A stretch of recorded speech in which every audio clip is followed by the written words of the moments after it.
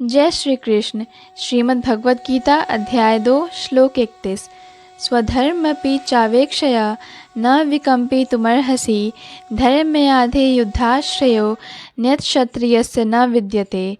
क्षत्रिय होने के नाते अपने विशिष्ट धर्म का विचार करते हुए तुम्हें जानना चाहिए कि धर्म के लिए युद्ध करने से बढ़कर तुम्हारे लिए अन्य कोई कार्य नहीं है, अतः तुम्हें संकोच करने की कोई आवश्यकता नहीं है।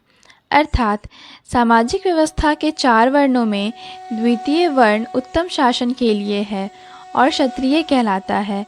क्षत का अर्थ है चोट खाया हुआ, जो क्षति से रक्षा करे वह क्षत्रिय कहलाता है। क्षत्रियों को वन आखेट करने का प्रशिक्षण दिया जाता है।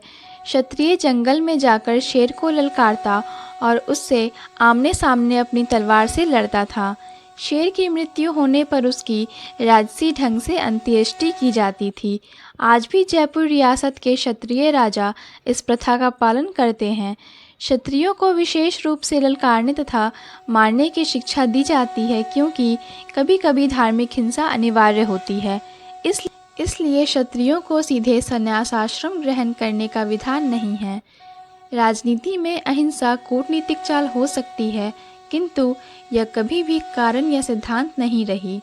धार्मिक संहिताओं में उल्लेख मिलता है कि आवेशु मिथो न्योन्यम जिघांसन्तो महेक्षिता युध्यमानः परम शक्तया स्वर्गम यात्य परामुखा यज्ञेषु पशवो ब्रह्मन् हन्यन्ते शतं द्विजः संस्कृता किल मंत्रैश्च ते अपि स्वर्गमवाप्नुवम्। युद्ध में विरोधी ईर्ष्यालु राजा से संघर्ष करते हुए मरने वाले राजा या क्षत्रिय को मृत्यु के अनंतर वे ही उच्च लोक प्राप्त होते हैं जिनकी प्राप्ति यज्ञाग्नि में मरे हुए पशुओं को होती है। अतः धर्म के लिए युद्ध भूमि में वध करना तथा याज्ञिक अग्नि के लिए पशुओं का वध करना हिंसा कार्य नहीं माना जाता, क्योंकि इसमें निहित धर्म के कारण प्रत्येक व्यक्ति को लाभ पहुंचाता है और यज्ञ में बलि दिए गए पशु को एक स्वरूप से दूसरे में बिना विकास प्रक्रिया के ही तुरंत मनुष्य का शरीर प्राप्त हो जाता है। इसी तरह युद्ध भूमि में मारे गए क्षत्रिय यज्ञ संपन्न करने वाले ब्राह्मणों को प्राप्त होने वाले स्वर्गलोक में जाते हैं। धर्म 2 प्रकार का होता है। जब तक मनुष्य मुक्त नहीं हो जाता तब तक मुक्ति प्राप्त करने के लिए धर्म के अनुसार शरीर विशेष के कर्तव्य करने होते हैं। जब वह मुक्त हो जाता है तो उसका विशेष कर्तव्य या स्वधर्म आध्यात्मिक हो जाता है और देहात्म बुद्धि में नहीं रहता। जब तक देहात्म बुद्धि है तब तक ब्राह्मणों तथा क्षत्रियों के लिए स्वधर्म पालन अनिवार्य होता है। स्वधर्म का विधान भगवान द्वारा होता है, जिसका स्पष्टीकरण 4th अध्याय में किया जाएगा।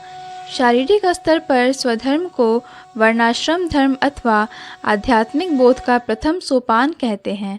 श्रम धर्म अर्थात प्राप्त शरीर के विशिष्ट गुणों पर आधारित स्वधर्म की अवस्था से मानवीय सभ्यता का शुभारंभ होता है।